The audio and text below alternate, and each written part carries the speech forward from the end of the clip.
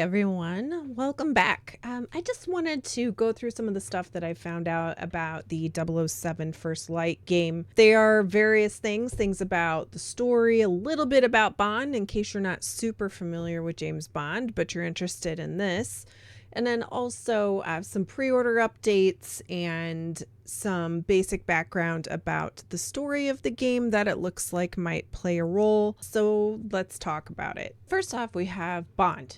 James Bond is played by Patrick Gibson. He's an Irish actor that you might know from The Tudors or the Netflix series Shadow and Bone, which is a great show. More recently, he has played the young Dexter Morgan in Dexter Origins. Priyanka Burford takes up the mantle of M, which is the boss of the head of the 00 program.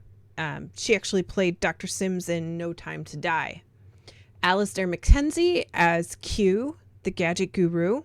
You might know him as Perrin Firtha in Andor, Richard Ireland in The Crown, and he's been in Black Mirror as well. We have Money Penny, the assistant, that is the subtle, sassy, semi-love interest to James Bond, played by Kira Lester. She's been in an episode of Death in Paradise and Sister Boniface Mysteries. We have Miss Roth, a character to the story that is being possibly set up to be the love interest. It wouldn't be a Bond story without a love interest who's probably one of the bad guys or at least playing both sides of the story. This character's played by Noemi Nakai. She recently came off the role of Luna in Tokyo Vice and has had acting roles in both Grid and Grid Legends. The most famous face out of this cast that you will know is Lenny James as Greenway. Greenway is depicted as an ex-00 agent tasked with re-energizing the 00 program and is guiding Bond through his quests. His character is significant as he shares a mentor relationship with Bond. He is the most well-known for The Walking Dead, Return of the Walking Dead, Snatch, Blade Runner 2049. So this is a prequel to the books written by the British author Ian Fleming. James Bond in this game is 27 years old and a former Royal Navy airman.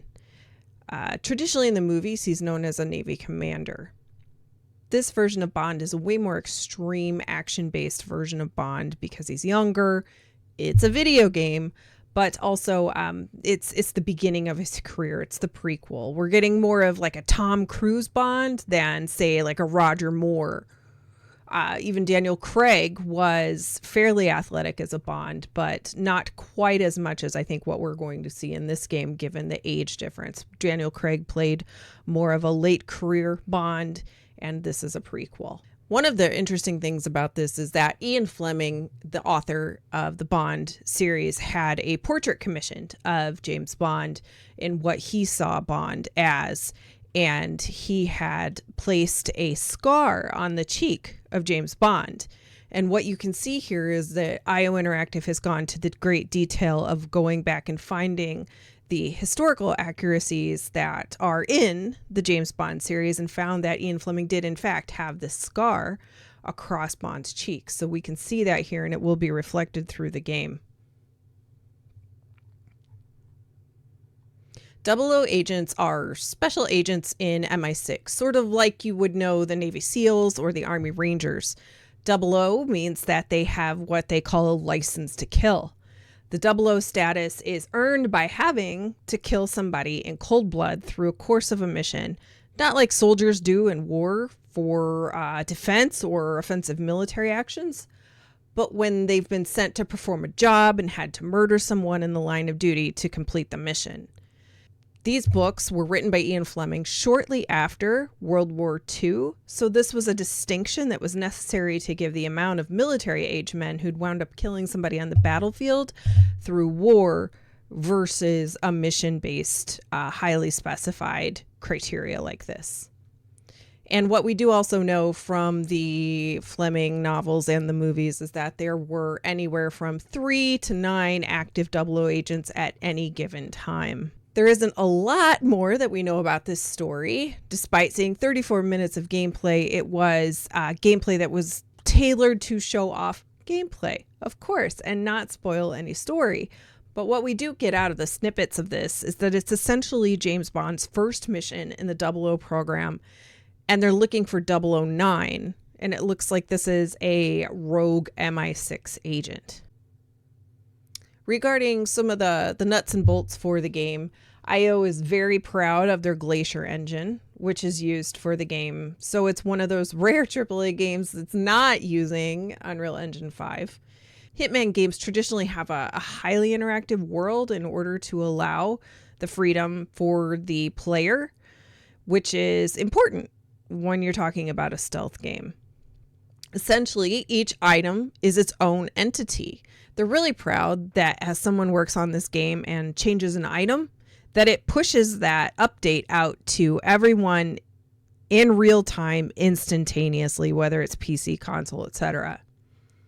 This idea of everything is an entity also trickles over to the NPCs as well. So when you think about it, if a player decides to shoot a random glass on a table across the room, let's say, the NPCs around that glass will need to react to that in real time, even if that was something that wasn't meant to do. In most games that we have now, if you shot at a glass across the room, well, the glass would just kind of stay there and nothing would really happen. But in this world, everything interacts, and then there has to be ripple reactions to that. So that's about all of the extra content, sort of side things that I've been able to find about the game to date that aren't blaringly obvious.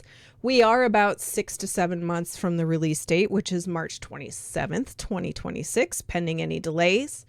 They're offering 3 different versions of purchase: the standard, which is standard, the specialist, which is the game with a tuxedo skin and a physical version, and then the Legacy Edition, which includes the physical version of the game, a golden gun figurine, the obsidian gold suit, and gold weapon skin. It also comes with a steel case for the version of the game. They're also offering an actual nice bonus for anybody who pre-orders, to include the Deluxe Edition upgrade completely for free, which includes the 24-hour early access, a few skins, and a gleaming pack. Other than that, that's all I've got right now. I will make some more videos about this as we start to get more information. It looks like IO is really going to be trickling out a lot of new content, new things for us to get excited about.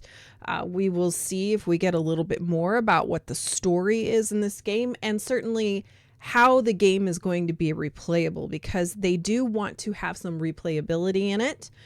But I'm not sure that they had really nailed down how they were going to allow the player to go back in time and redo some of those areas of the game. But we'll figure that out eventually, whether it's before or when the game comes out. But I'm sure, due to the fact that IO has done a lot with the Hitman series, with being able to come back, do something differently, go back again, do it differently again, that's something that is important to them, and that they're probably going to do something like that for Bond as well. Otherwise, that's it, and look for more content about 007 First Light on this channel. If you like this, do the sub, do the bell, do all of the things that the YouTube people tell you to do. I appreciate you watching this video, and hopefully you made it to this point, and I'll see you soon.